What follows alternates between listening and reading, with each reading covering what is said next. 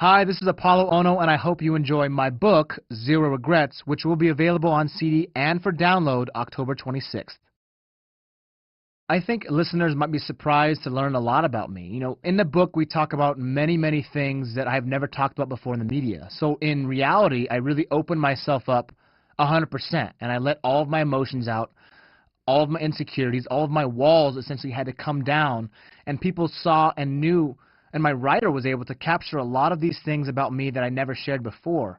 So I think a lot more emotionally connected, and I think the depth of my personality is shown much stronger throughout the read.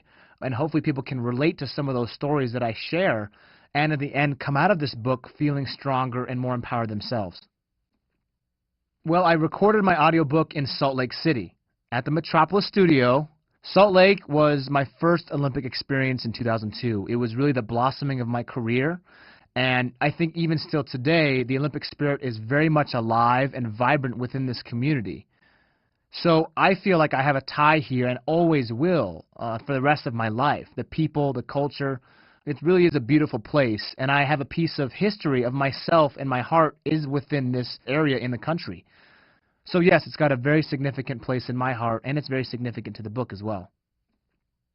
So the messages I hope that fans would take away and readers will take away from reading Zero Regrets, I think are a number of things, and every person is going to be different.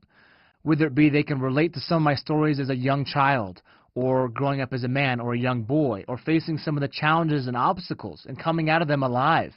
Learning to bounce back when you get knocked down. Learning to look at life, I think, more wholly, with a wholesomeness that says, you know what, I'm going to attack this with everything I have today, and I'm going to enjoy every single minute that I have on this earth, because life really is too short not to. I'm a very passionate person, so I do things to the extreme.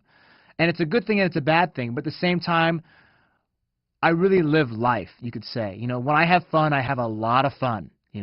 When I'm passionate about something, I get really passionate. So I pour my heart, my soul, everything into that. That's what life is about to me. And I hope people can come out of this feeling good and want to share their stories and want to be better in the future.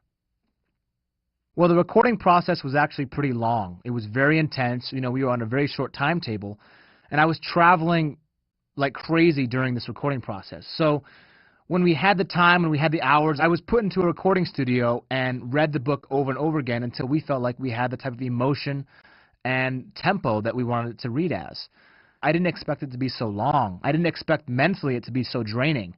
But at the same time, the way that I start the book and the way that I finish the book, I really wanted to come with the same type of energy and intensity throughout the entire book.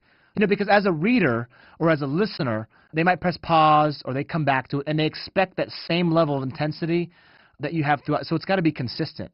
So for us and for me, it was hard. We had to redo things over and over again to make sure we were providing the same consistent energy, tempo, and rhythm that we wanted to evoke. One of my favorite books is The Art of War. Sun Tzu is the original author, but it's an old Chinese philosophy about how to approach, I think, the battlefield. And it's not just about true war, but to me, I think it's much more about how to battle your own demons and your own obstacles and how to approach that.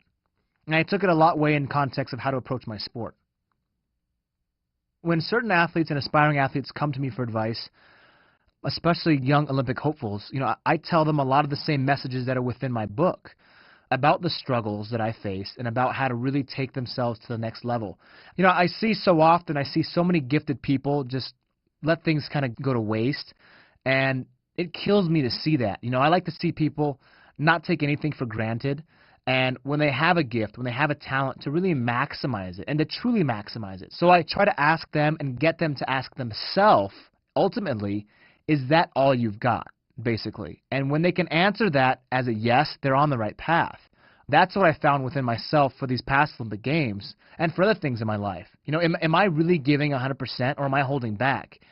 And for a lot of things, whether it was relationships, whether it was my sport, whether it was business, we all come to those turning points. And when we reach those turning points, or that tipping point per se, you have to be able to say, okay, I'm willing to go in all out. I'm willing to go in. There's no guarantee that you're going to win the race. There's no guarantee you're going to be an Olympian. There's no guarantee you're going to be successful in business. But you have to put in the work, the time, the effort necessary so that when you're done, you've given yourself a fair chance. That's the bottom line.